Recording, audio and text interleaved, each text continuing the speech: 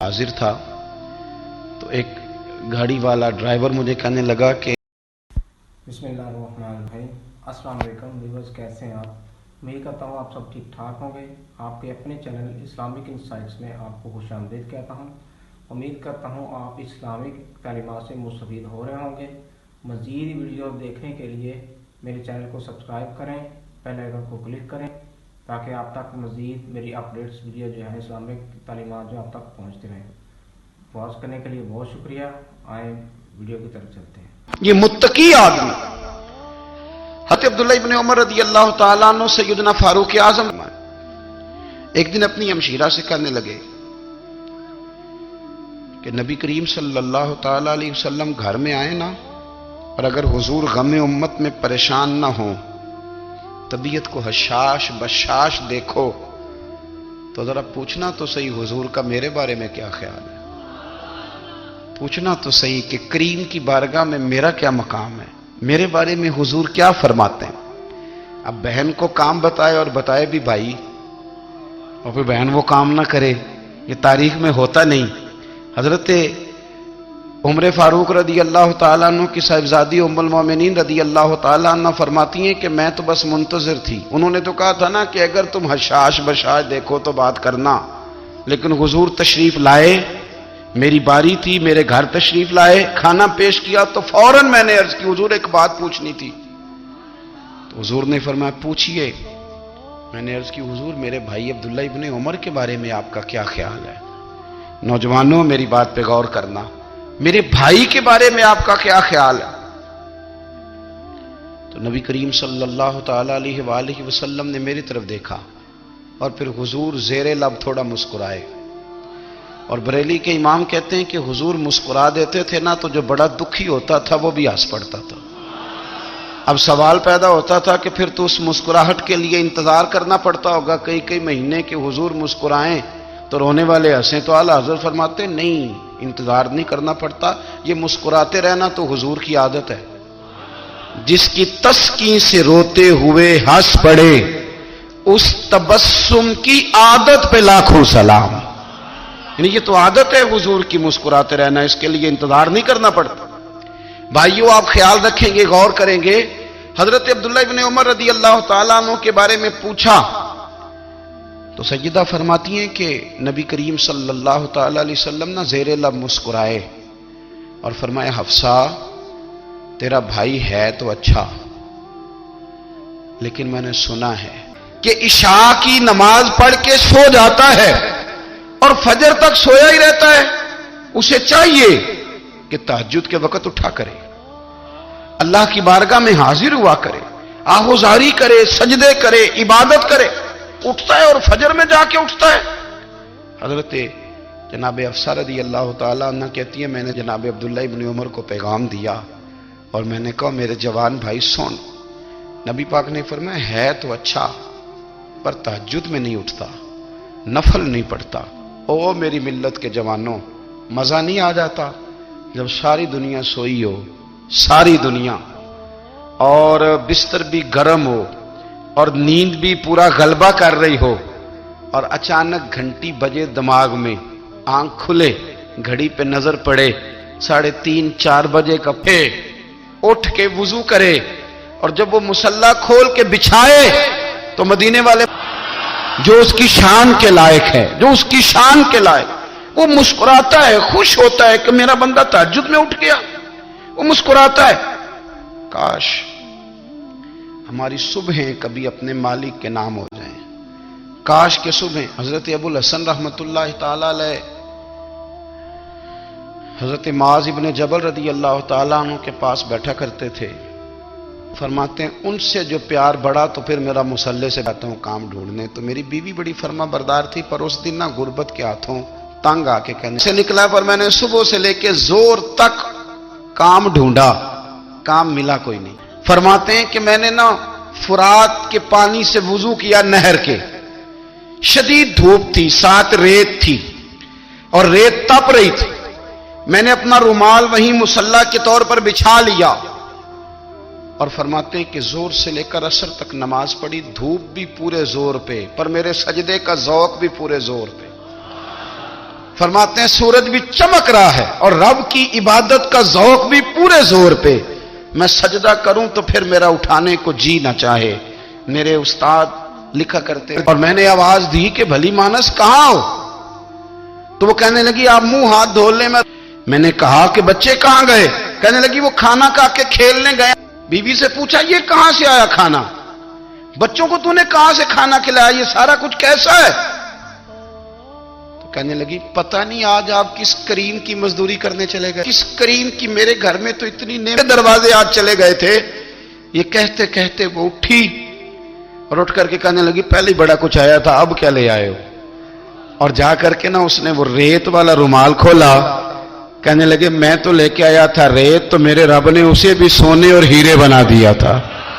جب آپ کی توجہ اللہ کی جانب، میرے نبی پاک صلی اللہ تعالی علیہ وسلم نے فرمایا ہر چیز اپنے رب سے مانگ، ہر چیز مانگ، ہر چیز مانگ۔ یا رسول اللہ کیا کچھ؟ میرے محبوب نے فرمایا تیرے گھر میں نمک بھی ختم ہو جائے تو وہ بھی اپنے رب سے مانگا کر، تو مانگنا وہ تجھے دے گا، تو اس کی بارگاہ میں کشکول طلب دراز تو کرنا۔ اور ترمذی شریف میں عجیب لفظ ہیں، رسول کائنات نے فرمایا، رب کریم فرماتا ہے جب میرا بندہ ہاتھ اٹھاتا ہے نا تو مجھے حیا آتی ہے کہ میں خالی کیسے لوٹا دوں اس کے۔ اتنے بڑے بادشاہ کی بارگاہ میں، او بھائی لوگوں سے عزتیں تلاش کرتے ہو تو وہ کیا تمہیں عزت دیں گے؟ وہ تو کل اچھا کہتے ہیں پرسوں برا کہنے لگ جاتے ہیں۔ لوگوں کے سامنے گڈ بک میں آنا چاہو گے تو وہ تو سویرے تمہارے بارے میں کچھ کہیں گے، شام کچھ اور کہیں گے۔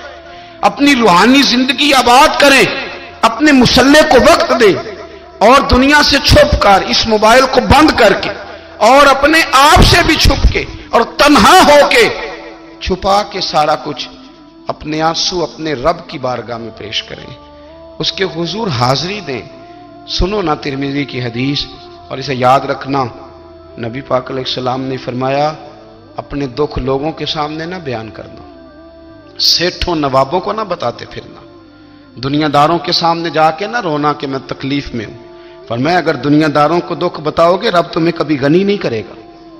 اور لوگ ہیں کہ الٹا مذاق اڑائیں گے آپ کی، جس سے بڑی پکی یاری ہے نا، پکی، وہ تب تک پکی ہے جب تک آپ نے 50,000 مانگا نہیں، اور جس وقت آپ نے کہہ دیا کہ میں مجبور ہوں میری مدد کر تو پھر ختم ہو گئی دوستی۔ لوگوں کے تعلقات آپ کے ساتھ تب تک ہیں جب تک آپ ان سے کوئی ضرورت وابستہ نہیں کرتے۔ کریم محبوب فرمانے لگے بندوں کے سامنے دکھ نہ بیان کرنا، اللہ تجھے کبھی غنی نہیں کرے گا۔ تو اپنے دکھ اپنے رب کو بتا، تو دعائیں مانگ، تو اس کی بارگاہ میں حاضر ہو، تو اس کے حضور عرض کر۔ فرمایا اپنے دکھ اپنے رب کو بتا، وہ جلدی کرے یا دیر سے کرے تجھے ساری دنیا سے بے نیاز کر دے گا، تجھے کسی کا محتاج نہیں رہنے دے گا۔ اپنے مسلح کو، اپنی دعاؤں، ایک بزرگ فرماتے ہیں میں نے دعا مانگنے کا طریقہ اپنی بیوی سے سیکھا، دعا مانگنے کا طریقہ اپنی، سیکھنے والے تو اپنے بچوں سے بھی سیکھ لیتے ہیں، سیکھنے والے تو ہر ایک سے سیکھتے ہیں۔ وہ کہتے ہیں میں نے دعا مانگنے کا سلیقہ اپنی بیوی سے سیکھا ہے۔ حضرت وہ کس طرح؟ فرمانے لگے میری بیوی نے نا مجھے کوئی کام بتایا، کچھ پیسوں کی ضرورت کے لیے کہا، تو میں نے اسے کہا کہ بھئی ابھی میرے پاس نہیں ہے، کچھ دنوں میں آتے ہیں تو میں دے دوں گا۔ عورتوں کی عادت ہوتی ہے وہ بار بار یاد کراتی ہیں، 2-4 دنوں کے بعد پھر اس نے کہا حضرت وہ میں نے کہا تھا کچھ پیسے، میں نے اسے کہا کہ ابھی میرے پاس نہیں ہے، کچھ دنوں میں ملتے ہیں تو میں تمہیں دے دوں گا۔ اس نے کچھ دنوں کے بعد پھر کہا حضور وہ میں نے کچھ پیسے کہے تھے۔ فرماتے میں نے ڈانٹ دیا، میں نے کہا کہ کیا تو روز مجھے شرمندہ کرتی ہے، کہا نا میرے پاس نہیں ہے، ہوں گے تو دے دوں گا، تو روز یاد کراتی ہے۔ فرماتے ہیں اس نے پہلے تو میری ڈانٹ کو سہا، پھر میرے سخت جملوں نے اس کی آنکھوں میں آنسو پیدا کر دیے، پھر اس نے اپنے آنچل میں اپنے اس دکھ کو سمیٹا، اور پھر اس نے ایک جملہ کہا تو میں رو پڑا، اور مجھے اپنے رب سے مانگنے کا طریقہ آ گیا۔ مجھے کہنے لگی حضرت جی آپ نے ڈانٹ دیا میں نے سہ لیا، پر آپ ہی میرے شوہر ہیں، بتائیں نا آپ سے نہ کہوں تو میں کس سے جا کے کہوں۔ فرماتے ہیں میں رو پڑا، اور میں کھل کے رویا، اور میں تڑپ کے رویا، اور پھر میری سسکیاں بند گئیں۔ تو مجھے کہنے لگی آپ کو کیا ہوا؟ میں نے کہا مجھے بھی دعا مانگنی آ گئی ہے، جب میں اسے کہوں گا نا اللہ تو ہی میرا رب ہے، میں تجھ سے نہ کہوں تو میں کس سے جا کے کہوں۔ میں کیوں کسی بندے سے سوال کروں, میں کیوں کسی دنیا دار سے کہوں؟ میں تیرے بندوں کا, نیک بندوں کا وسیلہ لے کے, تیرے محبوب کی غلامی لے کے تیری بارگاہ میں آیا. تجھ سے نہ مانگوں تو کس سے مانگوں؟ سمجھ آ گئی ہے.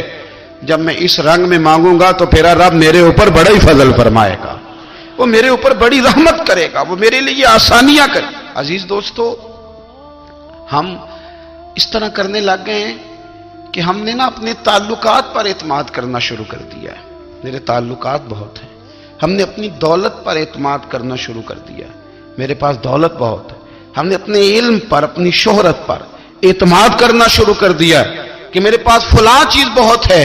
یاد رکھنا, جب بے نیاز اپنی صفت بے نیازی دکھاتا ہے تو بڑی بڑی دولتوں والے مجبور نظر آتے ہیں. بھائیو, جب انسان کا رشتہ اپنے مالک کے ساتھ ہوتا ہے پھر تو غم بھی کچھ نہیں کہتے, پریشانیاں بھی کچھ نہیں کہتی, پھر تو زندگی صبر والی, پھر تو زندگی توکل والی, پھر تو زندگی بھروسے والی. پھر انسان اپنے آپ کو رسوا نہیں کرتا. دنیا داروں سے امیدیں اس کی ختم ہو جاتی, امیدیں اللہ رسول سے لگا لیتا ہے, مضبوط ہو جاتا ہے, مضبوط, طاقتور ہو جاتا ہے, خوددار ہو جاتا ہے, باوقار باعزت ہو جاتا ہے. حضرت بہلول دانا رحمت اللہ علیہ بیٹھے تھے تو ہارون رشید حج کر کے آ رہا تھا. تو رستے میں حضرت شیخ سے ملاقات ہو گئی تو السلام علیکم کے بعد کہنے لگا, حضور کوئی حکم ہو تو بتائیے گا. تو حضرت بہلول دانا فرمانے لگے, تیرا رب کون ہے؟ اس نے کہا اللہ. تو فرمایا میرا کون ہے؟ کہا اللہ. فرمانے لگے تو بڑا ہی بیوقوف ہے, کیا تو یہ سمجھتا ہے کہ رب ہارون رشید کو تو دے گا اور بہلول دانا کو بھول جائے گا؟ تیرا بھی وہی رب ہے, میرا بھی وہی رب ہے. اس نے اگر تجھے دے کے آزمایا ہے تو ہو سکتا ہے مجھے نہ دے کے آزما رہا ہو. جب اس کی حکمت کے تقاضے ہوں گے تو عطا کرے گا اور دے گا. تو جا اپنا کام کر. بھائی, اپنی روحانی زندگی, اپنی عبادات, اپنے وظائف, اپنے روزمرہ کے معاملات, اپنی دعائیں, اپنا استغفار. دیکھو, کوئی مشکل کام تو نہیں, 2 رکوع ہیں سورہ واقعہ کے, اگر رات کو پڑھ لی جائے تو. میں کس طرح یہ بات بیان کروں کہ تعویذ بانٹنا آسان ہے اور وظیفہ بتانا مشکل ہے؟